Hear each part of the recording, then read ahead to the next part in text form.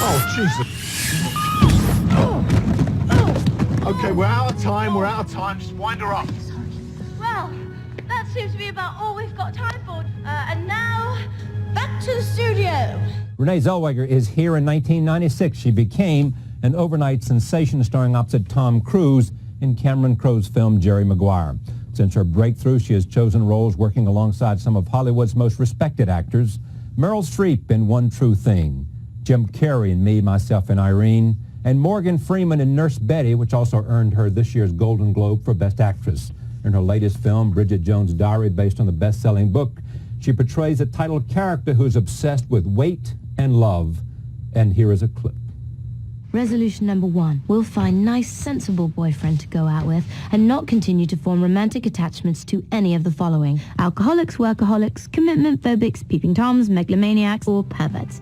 And especially will not fantasize about a particular person who embodies all these things.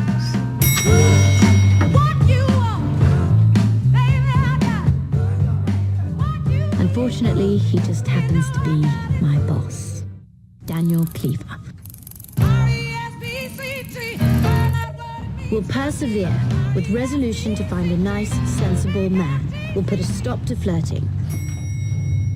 Tomorrow. I'm pleased to welcome Renee Zellweger to this table for the very first time, and it is about time. Welcome. Thank you very much. It's great to have you. Thank you. I'm excited to be here, actually. We almost saw each other out in Santa Barbara, California. I left before you arrived. Yes, we just missed each other. Yeah. Why did you do this film? How could I not? As an actress, it's everything that you dream about, that you hope for. My favorite thing about this job, besides, of course, the obvious, which is, it's a medium for expression, is how you grow as a person from what you learn. And this was going to be a huge learning experience. Is it something you very much wanted to do? In other words, did you seek it out or did they seek you? It never occurred to me that that would be a possibility, frankly. I had read the book quite a while ago and got a phone call from my best friend, John Carabino, my manager, and he asked me if I had read the book, and I said yeah, and I thought he was calling for a recommendation, should he pick it up?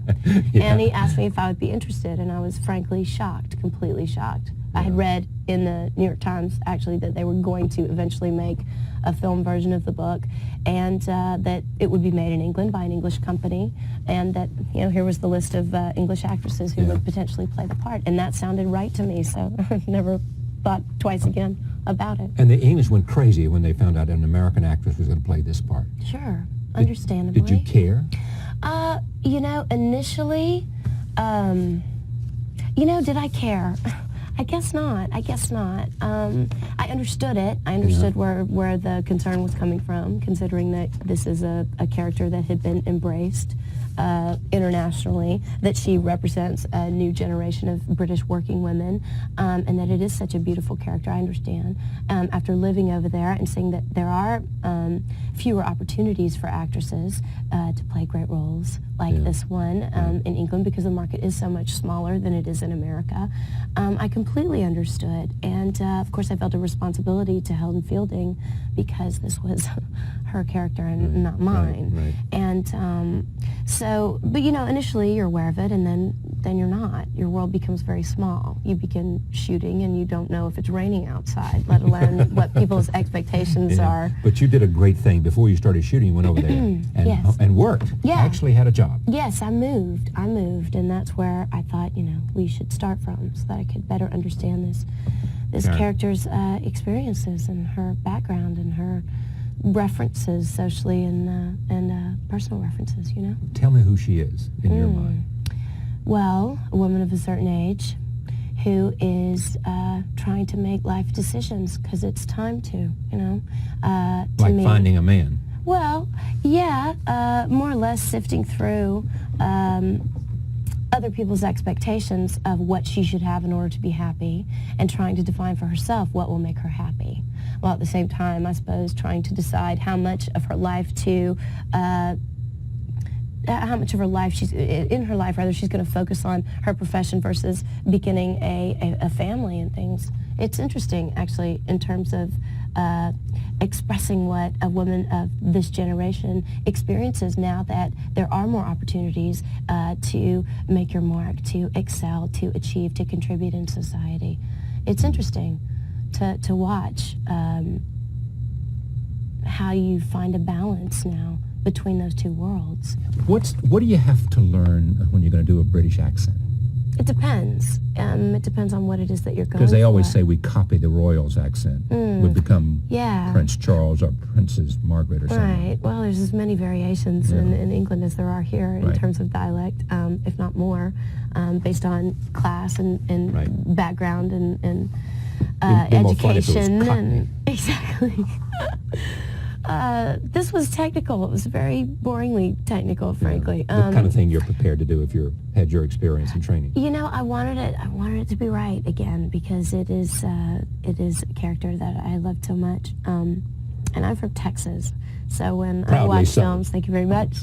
When I watch films where, you know, an actor comes in and does a characterization of someone from the South, and I know the difference between South and Texan, I just do. You just know. Right. And so does the rest of the world now because of Mr. W. But Mr. George W. Mr. George W. But I didn't want to be that in England, you know. Right. So we started with this theater method of learning theater projection and diction and things like that, and then we made it more colloquial as we went along. I see what happened when you went in to see Jerry Maguire and when you did this thing with Cameron and Tom Cruise. Roll tape. This is the first clip from Bridget Jones's diary. This is after she and Hugh Grant have slept together, and they are talking about the ramifications at the office. Mainly her. Here it is. What happens at the office? Oh, well, I'm glad you asked that. You see, it's a publishing house, so that means that people write things for us, and then we print out all the pages and fasten them together and make them into what we call a book. Now, do you think people will notice us sleeping together? Hang on a minute, guys. Just slow down. It started on Tuesday, and now it's Thursday. It's not exactly a long-term relationship, is it? Very bad.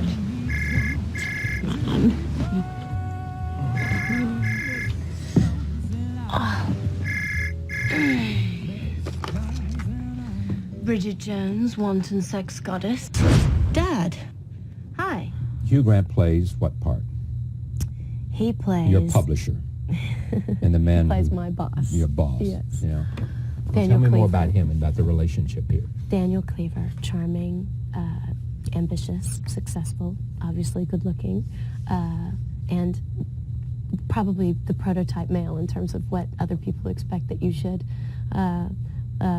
have in your life in order to be happy. It's exactly what she thought. It's what Bridget thought. That's right. He's when the Bridget ideal thought man. saw this happening to her, she said to her mother, Definitely. "This is it. That's I right. have lucked out. I That's have it. won the lottery." That's right. Well, it's kind of what we all think, isn't it? What, there is a perfect person out there? Well, it depends, I suppose, on what your history is in terms of what people Relationships. tell you. Yes, exactly. Yeah, exactly. And what your mom tells you, you know, growing up. Well, wouldn't it be nice if? And wouldn't it be great if? So when you left the University of Texas Yes. and thought about men, I mean, what was a perfect man for you? See, I'm not that girl.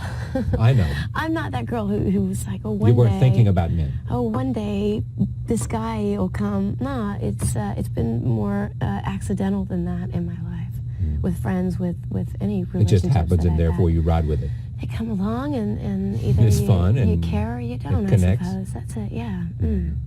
Yeah. Let me take you back. We'll see some more of this film. Let's take a look at this. This is another scene from after you quit the job at the publishing house because you have found him with another lady. Yes. And you get a job working at a television station, and here it is. Bridget becomes famous. Roll tape. Bridget Jones, where are you?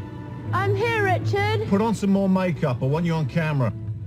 I'm thinking mini skirt. I'm thinking fireman's helmet. I want you pointing a hose. I want you sliding down the pole and then go straight into the interview.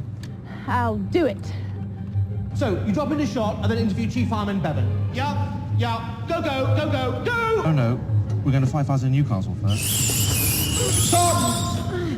Climb back up! Never, what the f*** is going on? She's supposed to be sliding down the pole, not climbing up it. Go! Okay. Oh, Jesus. Okay, we're out of time. Just wind her up. Well, that seems to be about all we've got time for. And now, back to the studio. What did you say? What? And that's all we have time for. Thank you very much. Back to the studio. Yeah. You're the not offering me a audition. job here anytime soon, are you, Charlie? Well, no, maybe we can work this out. Thank you very much. You know? I mean, you could sort of introduce the show every day and then close it. You know? Perfect, Say, absolutely at the end perfect. of the show, I'll you would go just get say my something little like, skirt. yeah, exactly. You could come, now what would happen if when the show was ready to be over, Yes. you would just slide down the pole and say, that's all we have time for, goodbye. Perfect. You know? And that would be my hint to get the hell out. And you'd be canceled by Monday. Next Monday, you get the call. I'd be down in Texas looking for a job in, you know, Uvalde. in Uvalde, saying, please, please, I'd still have a job if it wasn't for her, one of your native daughters. What can I say? Yeah. When you left Katy to go to the University of Texas, Yes. you did not go to be an actress. No.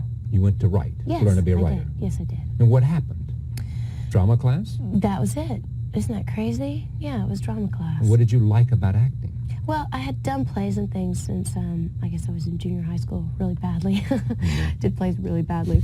But this didn't stop but you. Exactly. Not our That's girl. right. Exactly. Why should you let being awful Yeah, get in exactly. your way? Why should she let her own self-appraisal stand in her way? Getting laughed off stage. Why Yeah, should you? why? I loved it. You know, Yeah. I loved it, and it really made me happy. And It made you happy. it made me happy.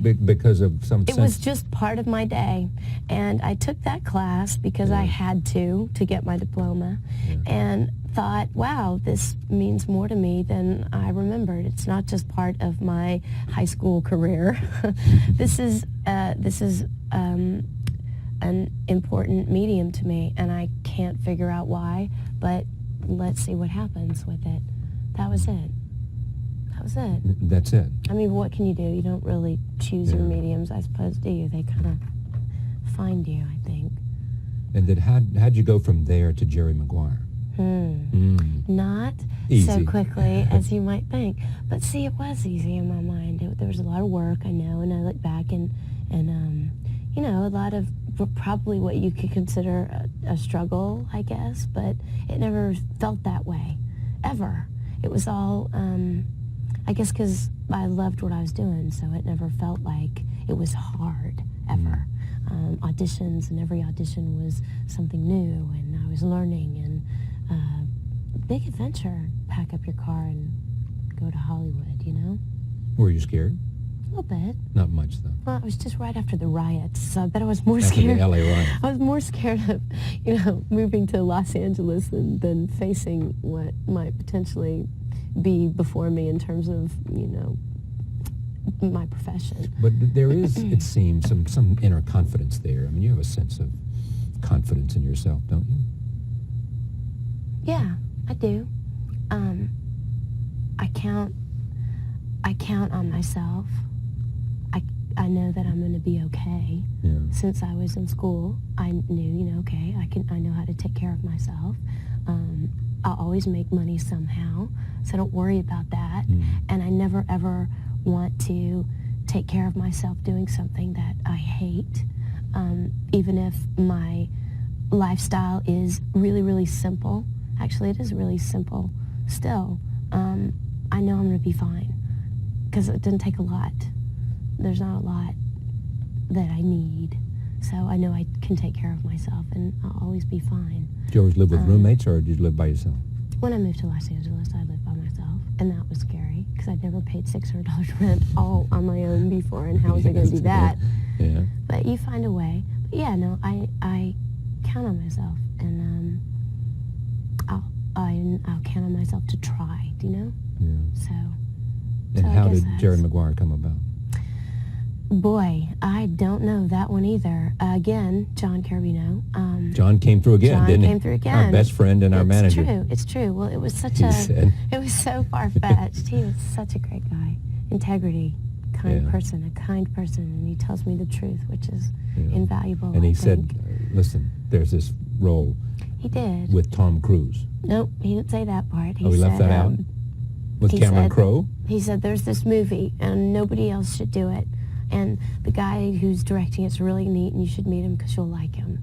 You both like music, and you have a lot in common, and I think you'll have a good time if you go meet him. And that's what Jerry Maguire was about, going to meet this person named Cameron, who I was really going to like. You didn't know he'd written for Rolling Stone. You didn't know Oh, no, I was anything about him. So naive. I went to what I now know is Jim Brooks' office, Right. James Brooks. Right. James L. Brooks. James L. Brooks, as my brother would know from Right. watching The Simpsons.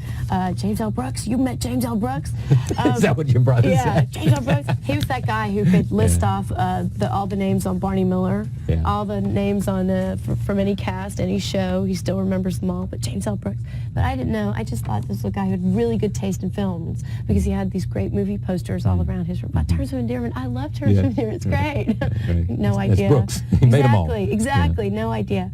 But I met with Cameron, and we laughed a lot, and we had a lot of shared references in terms of people that we knew and music that we liked, and it went from there. That was it. And when is Cameron coming into this picture? In terms of Well, in terms of setting something up for you to audition.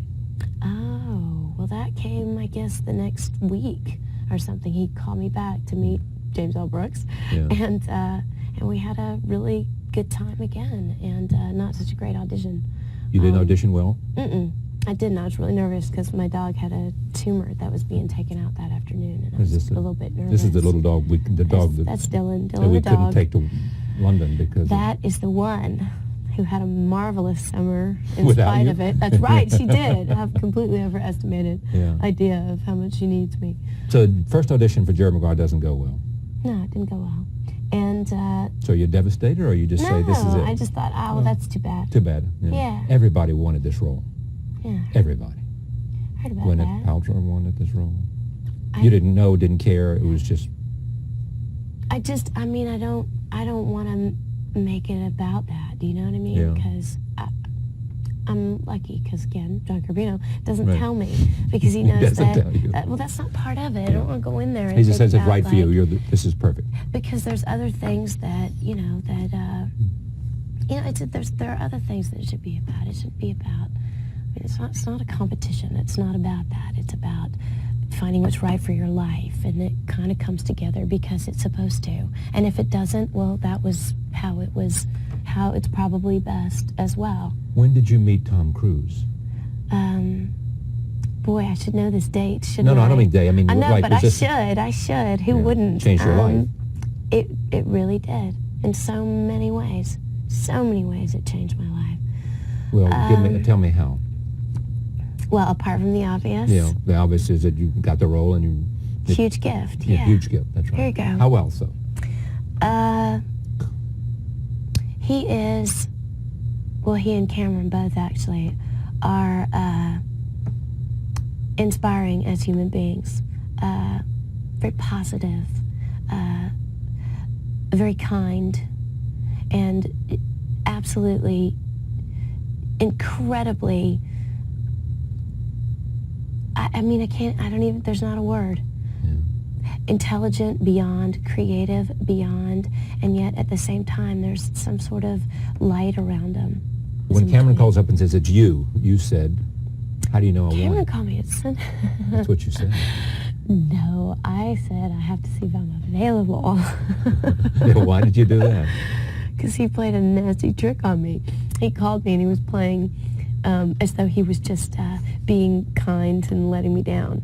But it was fine, because after a month or so, I figured, I was at Sundance with a film called The Whole Right. Wide World. And I was in my room Right. because I had a day off and I was very excited. It was snowing outside. So you were in your and room? I was in my room. Wolf and I just come back from walking in the snow. yeah. And the phone rang and I picked it up and it was him. And I thought, I know I like this guy. I knew I liked this guy. That he's going to call me himself and not have somebody else call and break the news and That's run our away. kind of guy. We wouldn't That's want right. anybody else to do it. That's right. He So- called to tell me himself, thank you.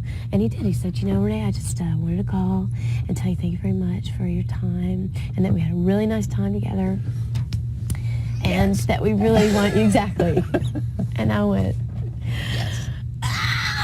Yeah. And then I couldn't find anybody. My mom and dad were there. Drew was there, my brother. Yeah. John Carbino was there. Dan Ireland, the director of Hollywood World, was there. All my friends were there, and I couldn't find anybody to tell them. It was hysterical. So sitting there talking to the walls. To the dog and to myself, going, hey. Okay, so good.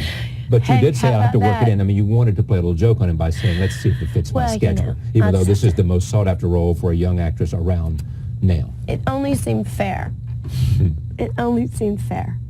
You stole the movie. Oh, I don't know about that. Yes, you did. I don't know Mike about Nichols that. knows something about acting, said you were the heart of the movie. Well, that's a very kind thing to Cruise say. would Mike probably agree with Nichols, that. who we like a lot. We Yeah. like Mike Nichols. Yeah.